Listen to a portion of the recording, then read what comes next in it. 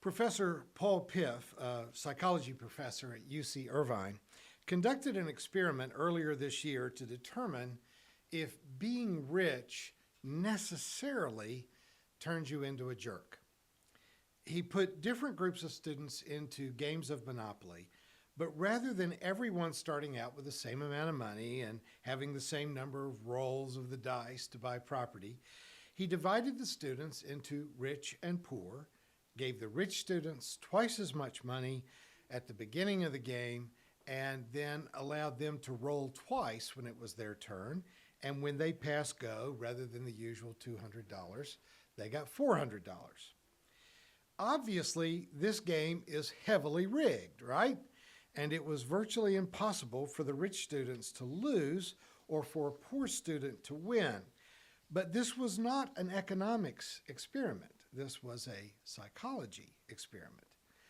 Piff was interested in observing how the behavior and attitudes changed during the course of the game. How did being privileged, how did being rich change the behavior of the advantaged students towards the disadvantaged students? Well, the results of the experiments were both predictable but still very disappointing. Consistently, Piff observed the rich students would still take credit for their victory, even though they were given twice as much money and twice as many rolls. They still acted like that had nothing to do with their victory. Their victory somehow led them, as entitlement often does, leads you to the narcissistic assumption that somehow you earned it and that you deserve it, and that this favored status of yours is something everyone should acknowledge. And consistently, again, the rich students would say things to the poor students in order to demonstrate their superiority. Now, as a pastor, I've been raising charitable donations to support both the church and our various mission projects for the last 42 years. And I've noted that our largest donors are almost never our wealthiest members. In fact, the people who have donated the most to our work are people who still had a mortgage on their house. They still lived within a fairly modest budget. And a few of our real trust fund babies, we've had a few church members who were born into wealth and never worked and were genuinely wealthy, and they either did not donate at all or they donated very modestly. Rich people, it seems, have a different relationship with money than those of us who've had to work to earn a salary and have to pay our life's expenses as we go. The working poor tend to see money as being something that is useful, something that is necessary, something that can solve problems and make things happen. But the wealthy tend to have a more, at least it seems to me, a more intimate relationship with their money, because it doesn't represent just rent or groceries or a car payment. It represents family status. It represents heritage. It's a gauge of their importance, of their self-esteem. Your money can be spent. Their money can be held on to forever. Their money is conserved and then flaunted. This isn't always true, of course. The British nobility had a concept that they were so proud of that they said it in French, because if you're a noble Englishman, you certainly speak French. Noblesse oblige, which claims that the nobility have an obligation to use their position, to use their resources for the common good. Now, we might all agree that people who are wealthy, who are privileged, who are powerful, should use those resources for the common good. But what we see in practice is more commonly the opposite of that those in power use the resources of the poor to pay their own bills. They use the income of the middle class, as I mentioned last week, that our country's richest family is the Walton family that inherited the Walmart stock and they still are manipulating the political system that forces taxpayers to foot the bill of their labor costs, housing, food, and medical subsidies given to their employees that they simply refuse to pay. Attempts at putting either a pure Marxist socialist economy in place have not been very successful, because Marxism, socialism as Marx envisioned it, while it may appeal to ethics, it doesn't really give enough credit to greed. And greed itself is a very powerful motivation. It causes innovation. It inspires people to work harder and to be more successful. But on the other hand, an unbridled capitalism doesn't work very well either, because it lacks compassion. Capitalism rewards businesses for making a profit, not for doing things like eradicating poverty or saving the environment. Somehow we have to recognize that greed is natural, and to some degree, it's even good. Not to sound like Gordon Gekko, but compassion is not often very natural, but it is absolutely necessary. A dozen years ago, Time magazine did a special edition on the subject of intelligent capitalism, about how to harness the innovation and hard work of the greed that fuels capitalism while erecting guardrails that kept our great wealth in a position to also serve the common good. And although such giants of Wall Street as Bill Gates and Warren Buffett wrote for this Time magazine issue, virtually none of what they recommended, none of what they said would make capitalism sustainable, have actually been implemented. Our wage gap, our wealth gap, has continued to grow as we drive, just like Thelma and Louise, faster and faster towards the edge of an economic cliff that will destroy America and destroy capitalism. Greenpeace recently conducted what you could call a kind of journalism honey trap, maybe a sting operation, in which they led a lobbyist for the oil giant Exxon to believe that he was being interviewed for a very lucrative job in the United Kingdom. And in that interview, Keith McCoy actually bragged about how Exxon publicly acted like they were interested in initiating a carbon tax and other environmentally smart political moves, while behind the scenes doing everything to make absolutely certain that a carbon tax is never passed, and repressing climate science and working against any innovation that would help us to move towards renewable energy. I want to let you listen to just a few seconds of Keith McCoy telling you in his own words just exactly how dishonest these lobbying efforts have been. Did we aggressively fight against some of the science? Yes. Did we hide our science? Absolutely not. Did we join some of these shadow groups to work against some of the early efforts? Yes, that's true. But there's nothing illegal about that. We were looking out for our investments. We were looking out for our shareholders. When Exxon CEO Darren Woods responded to the media hit job, he basically did exactly what Keith McCoy had told Greenpeace that they always do.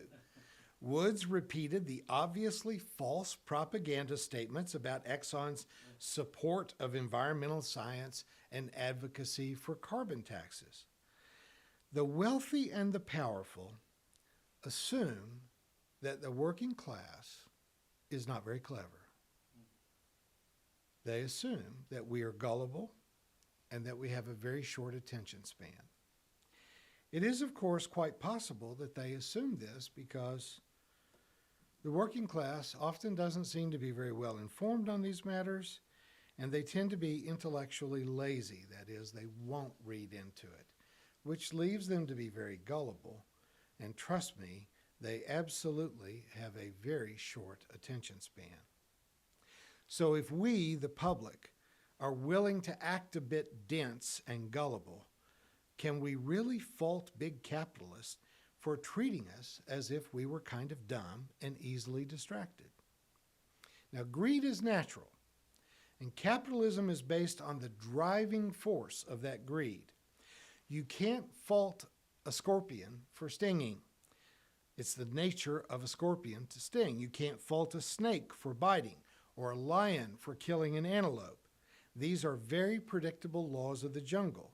So if you don't want capitalists to eat the poor and exploit the middle class, you have to put up effective guardrails to make them behave.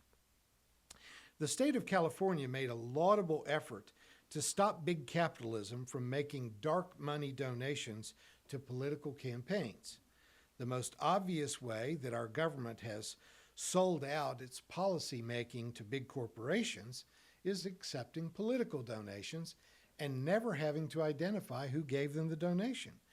But the Koch brothers filed a lawsuit that went to the Supreme Court, and on the 1st of July, just a couple or 3 weeks ago, the Supreme Court ruled against the state of California, saying that having to reveal their sources challenged free speech. As I've noted earlier, very wealthy people are not terribly fond of giving their money away. So when they make big political donations, do you think they're just giving it away? Big political donations are not charitable donations. When rich people give money to a political campaign, they are buying political influence, if not, in fact, buying outright legislation. They aren't donations, they're bribes, and I think we should consistently call them what they are.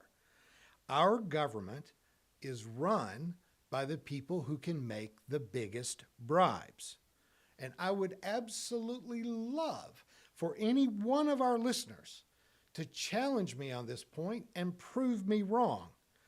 But we all know that I'm not just being cynical. It may be just my opinion, but you know I'm right. This is a fact of American politics. The Koch brothers, or now the surviving Koch brother, set up a charity that was not even ironically named Americans for Prosperity. And they make undisclosed donations to the charity, which then supports candidates who will write tax and regulatory laws that protect the energy industry from either social or environmental responsibility. And this rather nifty scam is then protected by Supreme Court justices who were appointed by the administrations put in power by this same dark money or pro-business donations. It was a 6-3 ruling in the Supreme Court, ironically saying that California's policy inhibited free speech. This isn't free. It costs hundreds of millions of dollars. That's the most paradoxical use of the word free you'll ever hear.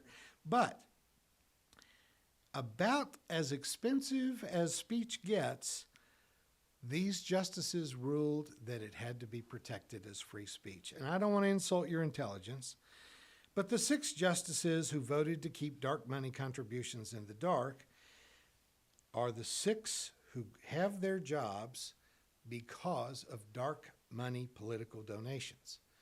Chief Justice John Roberts and Justices Clarence Thomas, Samuel Alito, Neil Gorsuch, Brett Kavanaugh, and Amy Coney Barrett, all of which underscores how important it is not to let people like Donald Trump ever appoint a Supreme Court justice.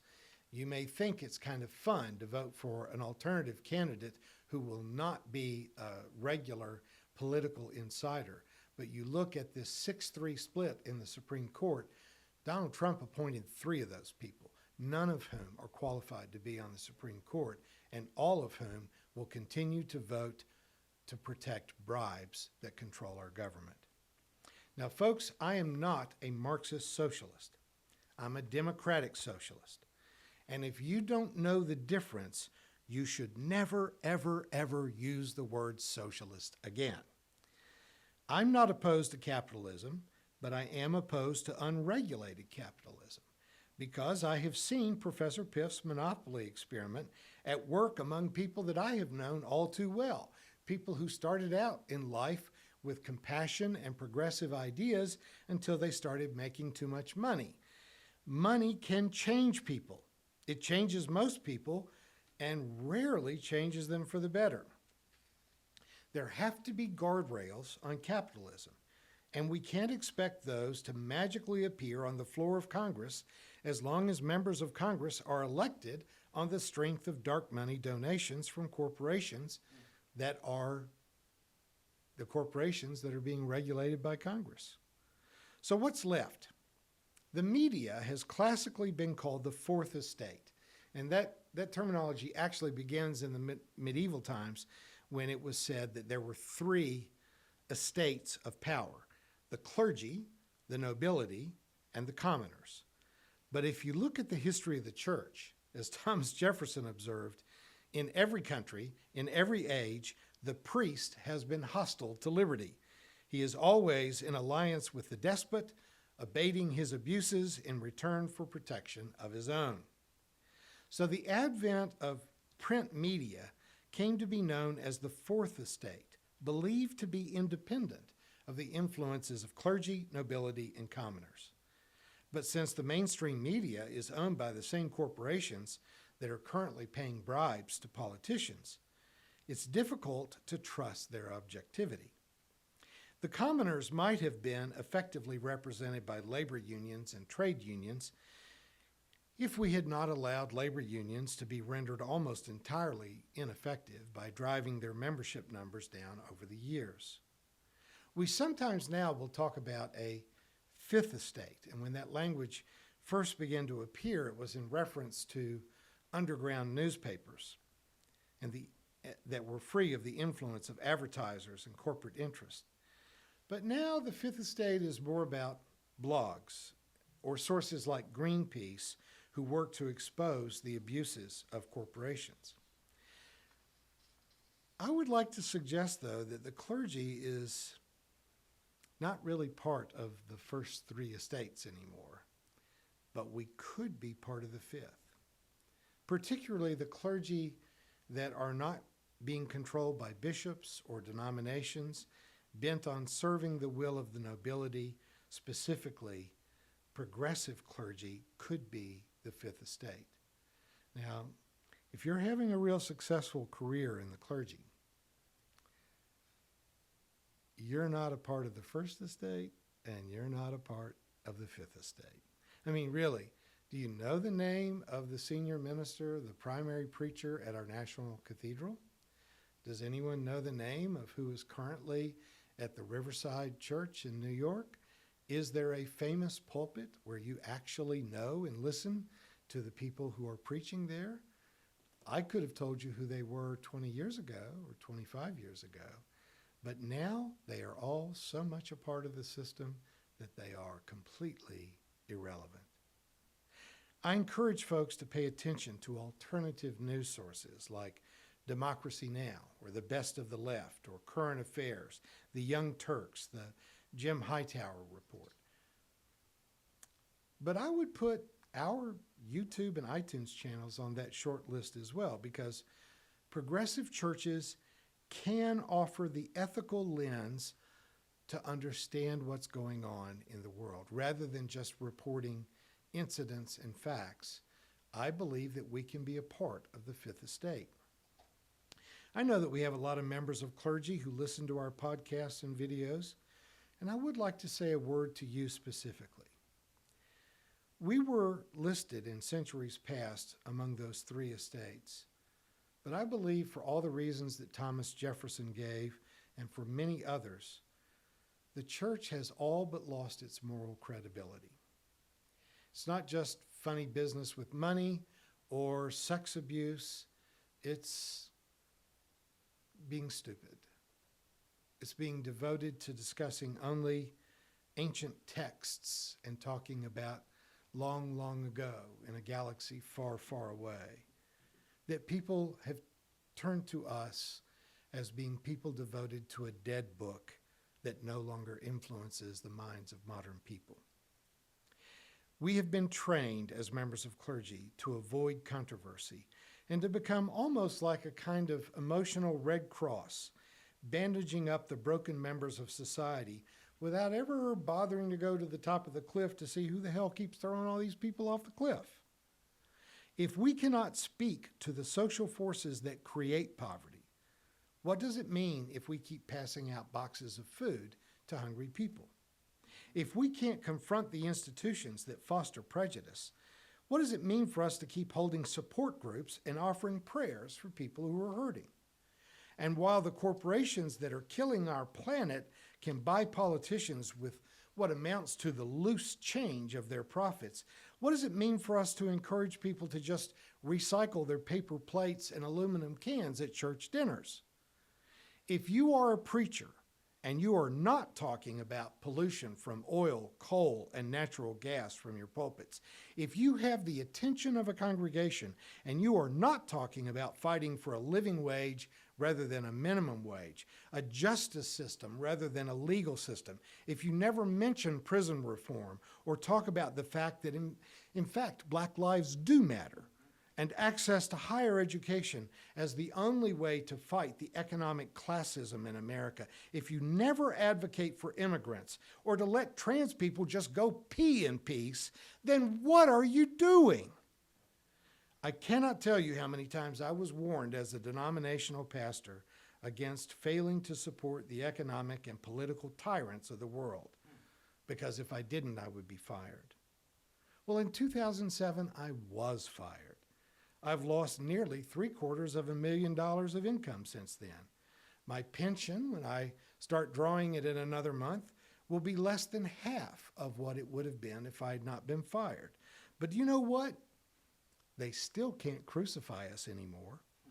I've learned to live on less income, and more than that, I no longer have to take Prilosec every day to keep my stomach from digesting my backbone. I don't take any antidepressants, and the only time I ever talk to a therapist is when they come to see me to tell me how much they hate their jobs. What I'm saying is, if you, like me, have spent years looking into the mirror in the morning trying to decide on whether you're going to shave or cut your throat, please hear me. Your pulpit is a gift, an opportunity to join the Fifth Estate, to speak truth to power. You can live on less income. You can do work that you will be proud of. You can help change the world for the better. There's an old proverb that says that once a person becomes a bishop, they will never again eat a bad meal or hear a good joke. There is a reason why Jesus was accused of hanging out with sinners and prostitutes. And I think that reason is he probably did. And he probably preferred their company to the company of the pious and the likes of the lobbyists that you just heard, or of CEOs who are despoiling our planet while abusing the poor. The one thing I wish every church could hear me saying is just this: only dead fish always swim with the stream. If you never swim against the current of this corrupt culture, then you are already dead. Choose to be morally relevant again. Put away your ancient texts. Try to be informed about what's really happening to the earth, to marginalized communities, to the poor, and frankly, to your own mind. Exercise more. Eat less. Go out to a comedy club. Hang out with people who have a sketchy reputation, and try to turn yourself into someone who is worthy of being fired by a dead church. Thank you for watching our videos. We are entirely dependent on the donations of our listeners and members. We hope that you find this content to be important enough to help us to keep offering these videos to the public at no charge by becoming a regular contributor. Please click on the donate button on our website at www.spfccc.org. Thank you for your support of progressive religious programming.